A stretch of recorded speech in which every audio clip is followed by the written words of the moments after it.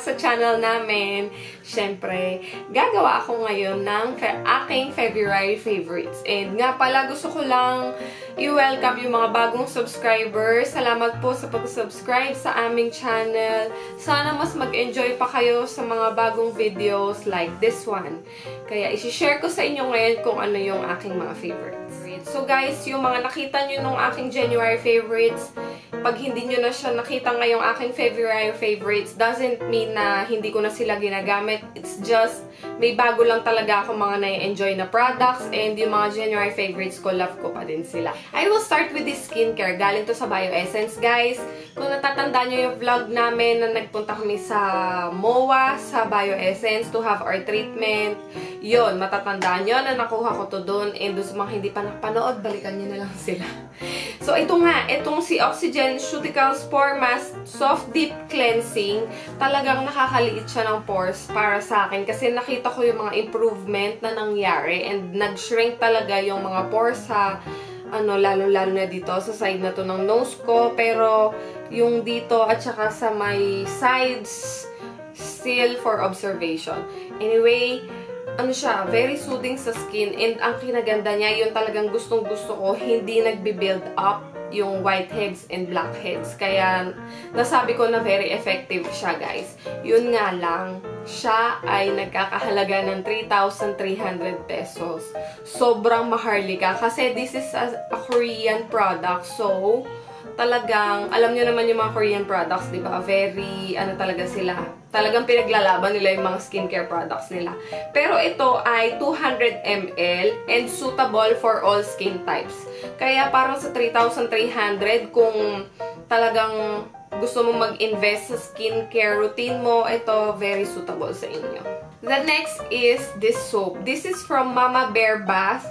You can follow them on Instagram. Tapos, meron silang mga stores or yung mga pop-up stalls minsan sa mga fair and bazaars. Anyway, this is a organic soap and handmade talaga siya ng isang mommy like me. So, nakilala ko si ate, yung seller nito, sa isang event na napuntahan ko before. And kilala nyo naman ako, guys, dun sa mga talagang nanonood from the very start. Fan na fan talaga ako ng mga minty-minty effect na yan. Kaya, nung nag-iikot ako, nakita ko tong soap na to, na-intriga ako kasi sobrang bango nung nung area nila, nung pinaka-booth nila doon. Kaya sabi ko, may naamoy akong mint. Tinanong ko si ate, and ito nga pala yon.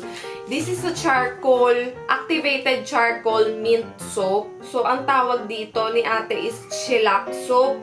And, siya, organic. So, talagang very soothing siya sa skin. Kasi, you know naman, yung activated charcoal, unang-unang, niyan, benefit is nakakapag tanggal ng mga bad odor. And then, yung mint, very relaxing. Kaya, gustong-gusto ko itong ginagamit, guys. Lalo na pag umuwi ako after work. Kasi, pag after work, tsaka ako naliligo. So, very relaxing talaga siya. Kaya, gustong-gusto ko to. You can have this for 150 pesos.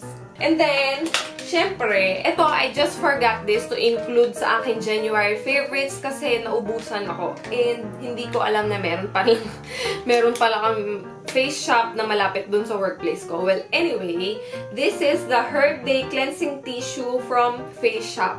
Ito, guys, yung talagang na-enjoy kong gamitin bago ako mag-makeup. Kasi, hindi po ako sa bahay nagme-makeup. Nag-i-skincare ako dito sa bahay. Tapos, naglalagay ako ng sunscreen bago pumunta sa work. So, on my journey papunta sa work, wala akong makeup, na-absorb ng face ko yung mga dirt, mga alikabok. So, nagsusweat yung skin ko, nag-oil up siya. Kaya bago ako mag-makeup, nililinis ko muna yung face ko using this one. Ang bango niya talaga and very hydrating sa skin. Tapos, ang pinaka-favorite kong effect niya is, alam mo yon, after mo siyang gamitin, once it dries up, very luminous sa face. Ang lakas niyang maka-Korean skin. Guys, this is 125 pesos. Dito naman tayo sa mga makeup. Unahin ko na tong Mary Kay Time Wise Matte Wear Liquid Foundation. Yung nakita nyo before na Maybelline, favorite ko pa din siya, pero gusto ko din to ngayong February kasi actually inobserbahan ko talaga siya. Parang bibigyan ko na din kayo ng quick review ngayon kung ano siya. Very suitable to sa oily skin. Although, nakasabi dito na oil-free and non-comedogenic. So, pag sinabing non-comedogenic from oil skin types naman yun. Pero since oil-free siya, feeling ko mas workable siya pag oily yung skin mo. And, yun naman yung na-observe ko sa kanya kasi ginamit ko siya for 3 consecutive days din. Actually, hindi lang 3, pero inobserbahan ko siya for 3 consecutive days. And then, hindi rin siya yung katulad ng ibang foundation na pag ginamit mo siya, habang bine-blend mo, parang lalo siyang lumalapot sa skin. Kasi, di ba, warm yung skin natin. So, ang tendency, parang lalo siyang nalulusaw. Pero ito siya, hindi. Kaya dapat mabilis kang mag-blend kasi mabilis siyang mag-dry. And once nag-dry siya, powdery talaga agad yung effect niya. So, kahit hindi ka na mag-powder, kung dry skin ka, I won't recommend this kasi nagbubuo siya or nagkakaroon siya ng patches dun sa mga dry areas. Like, napansin ko dito, nag-cakey siya dito sa akin sa mga edges. So, itong Mary Kay na to, kung gusto nyong subukan, I got this one from Beautylicious Deals. You can follow them sa Instagram and Facebook. Sa pricing, sorry guys, hindi ko na itanong kung magkano, pero abangan nyo, ilalagay ko yung pricing nila lahat sa comment box pag nagkaroon ako ng time. Tapos, ito yung sinasabi ko sa inyo kanina na primer na ginagamit ko. Ito si Etude House Face Blur. Meron siyang SPF 33 PA++. So, talaga namang nakaka-blur siya ng pores kasi nakakalma niya yung pores ko and somehow, after applying this, pag nagpatong na ako ng foundation, medyo makinis na siya. But, hindi siya suitable sa oily skin. Ako kasi sa combination types of skin, so oily here on the T-zone, tapos normal on the sides. So when you say oily, talagang oily talaga ako to the max. So, ang gusto ko sa kanya, nabe-blur niya yung pores ko, pero hindi niya napipigilan yung pag-oil up or pag-build ng oil ng skin ko. Kasi, di ba sana pag primer ka, yun yung unang-una mong pine-prevent, yung pag-oil and pag-sweat ng skin para hindi ma-mixed up or mag-cakey yung foundation mo or yung makeup. Pero siya, yun lang talaga yung pinaka-specialty niya to blur the pores. Check nyo na lang sa Etude House kung magkano. Dito ko nakuha yung Etude House ko. You can order it directly sa Style Korean. Website siya ng mga Korean products. And then, syempre, hindi mawawala sa aking favorites. Itong LA Girl Pro Face High Definition Matte Powder. Ito yung ginagamit kong pang set. Actually, tinitipid ko to. Kung makikita nyo, halos wala pa siyang gamit. Parang ganun siya ka-pigmented. A little goes a long way sa kanya. Ginagamit ko lang siya. Actually, di ba yung yung Mary Kay ko is matte finish siya. So, kahit hindi ka na mag-powder, ginagamit ko lang to para iset yung aking crease, under eyes, yung nose, at saka yung edges dito. So, talagang nami-minimize ko yung pag-consume nitong product na to. Once na ito yung ginagamit kong pang-set ng makeup ko, pag nag-blot ako, talagang oil lang yung nakukuha. Hindi niya nakukuha yung pigment ng powder. Kasi minsan, merong mga powder na pag nag-blot ka, sumasama pati yung color ng powder. Tendency, wala nang powder na naiwan sa skin mo. Sumasama na siya dun sa tissue or something. Eto guys, parang 520 yata siya. I-correct nyo na lang ako kung mali. Pero, I think, were around 520 siya sa mga LA Girl stores natin. Marami dyan sa mga malls. Kaya, i-check nyo na lang siya, guys. Kung napanood nyo yung haul ko, sabi ko sa inyo, yung mga nagustuhan kong products doon, isasama ko ngayon. And siya yung nagwagi. Si Momoso Makeup Remover. Itong makeup remover na to, guys, is water-based. And wala siyang lagkit pag natuyo siya sa skin. Kaya maganda talaga as if wala kang nilagay na products. And ang kinaganda niya is pump siya, yung pinaka-applicator niya. So, makokontrol mo yung amount na ilalagay mo dun sa iyong cotton ball. This is worth 299 pesos and maganda yung packaging niya kasi siya ay 300 ml. Kaya hindi ka nalugi for 299 pesos. And then, I also got this eye products. This is from Fashion 21 Water Resistant Mascara with Lash Conditioner. I forgot how much to, pero I think hindi siya lalagpas ng 200 pesos kasi ginawan ko to ng One Brand makeup tutorial before. Kung hindi nyo pa napanood yun guys, please panoorin nyo. Ilalagay ko lahat ng link sa description box. Yun nga. So, ito yung gamit ko. Actually ngayon, very ano lang siya. Natural sa skin. Natural sa skin. Ano siya, very natural lang siya sa lashes. Talagang kino-coat lang niya yung mga strands ng lashes mo. Pero at the same time, pinapahaba niya kasi meron siyang fiber na kumakapit sa dulo ng lashes para magkaroon ng extension, para humaba. Tapos after matuyo, nag-extra coat pa ako para mag-volumize naman siya. Tapos, ito naman ang aking ginagamit na pangkilay for everyday. Kasi naubos na yung NYX ko. So, sabi ko, magta-try ulit ako ng ibang products. So, ito ay si LA Girl Endless Semi-Permanent Auto Eyeliner. Oh, wow. Nabubulo naman ako. So, ito ay si LA Girl Endless Semi-Permanent Auto Eyeliner. Actually, okay naman siya sa ano niya, sa quality niya. Hindi nga lang siya waterproof. Hindi nga lang din siya smudge-proof, pero long-wearing siya. When I say long-wearing, siya yung tipo ng pangkilay na pencil na kahit buong araw mo nang isuot, hindi siya pumuputla. Pero meron siya mga tendency na pag parang na-scratch mo yung kilay mo is ano talaga siya, parang madali siyang humawa. Yun nga lang, diba? Huwag mo na lang galawin yung kilay mo.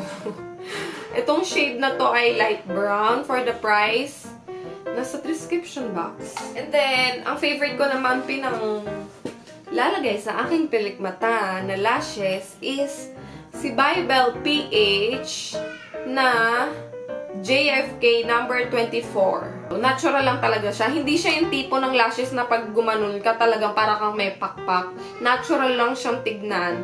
Pero, halata ding naka-lashes ka. Kung ikaw ay lashes lover, ito ang bagay sa'yo. Ito kasi perfect sa akin to pang everyday. Pero, syempre yung napanood nyo nung aking January favorite, si Lash Lab, is talagang pang ano yun eh, pang malakasang makeup. So, pag may mga drama-drama ka or may gusto kang patunayan sa iyong mga mata, mag-lash lab ka. Pero kung pang araw-araw lashes ang hanap mo, mag-Bybel PH ka na.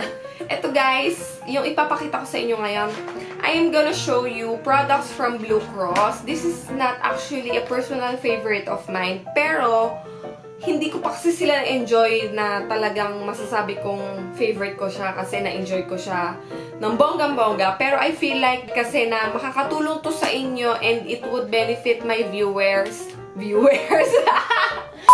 Pero I feel like kasi na makakatulong to sa inyo and it will benefit my viewers. Kaya naman sabi ko, sige, isi-share ko to sa aking February favorites. Pero this doesn't mean na favorite ko na sila kasi hindi ko pa sila na-try talaga ng bonggang-bongga.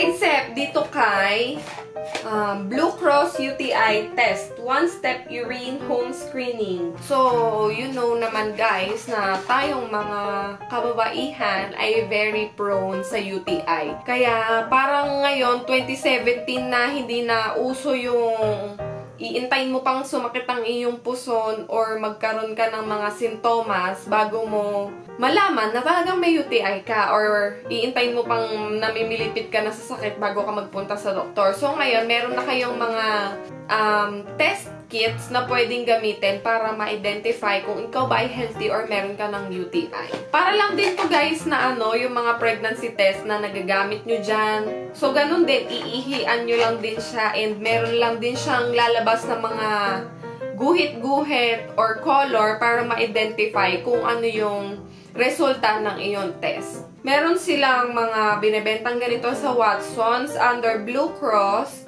and i-follow nyo sila sa Instagram. Pwede yata kayong mag-order and have it delivered sa bahay nyo. Parang the usual, online ordering, guys.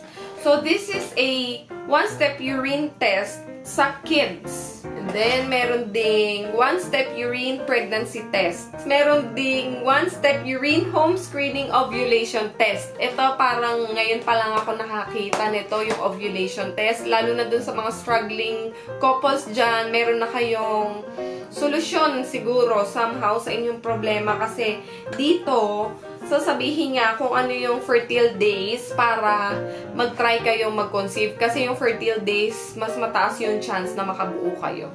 And syempre guys, yung aking suot, kung hindi niyo napapansin, pansinin niyo na. This is a dress from DressLink. Meron silang website account. Seller sila ng mga kung anik-anik, mga damit, mga shoes, mga accessories sa online, and they are based in Hong Kong. Pinaka-favorite ko na nakuha kong dress sa kanila. Very sexy. It's a wrap dress. So, yung may pag inopen siya talagang bongga, tas i-wrap mo siya sa katawan mo, and meron siyang mga pangbuhol-buhol dito.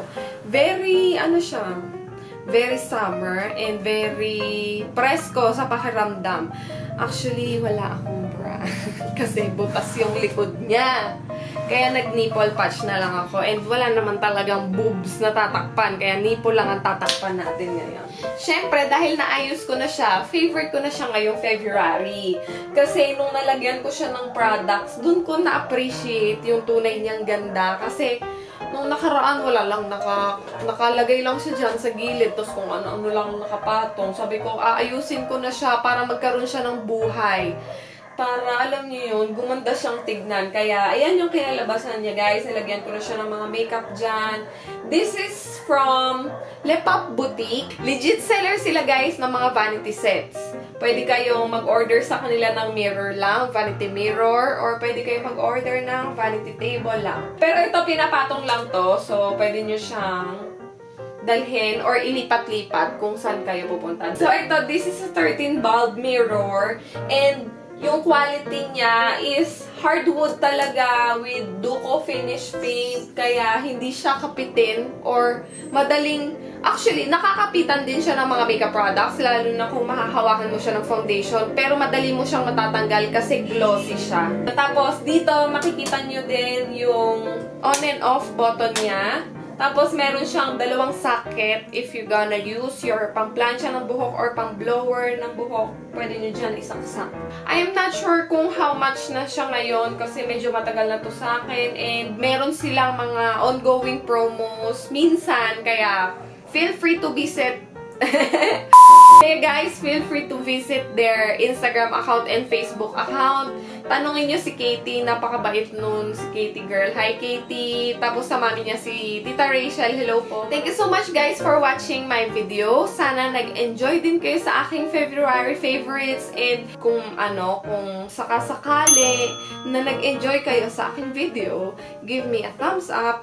And kung hindi ka pa nakasubscribe, mag-subscribe ka na at pindutin mo na din yung notification bell para you'll be notified every time I have a new video. And syempre guys, after nyo i-follow tong mga seller nitong mga products na i-share ko ngayon, i-follow nyo na din kami sa Facebook, Oof Trends, tapos sa Instagram, Oof Trends din. And maraming salamat sa panonood. Magkita-kita na lang ulit tayo sa susunod. Good night everyone!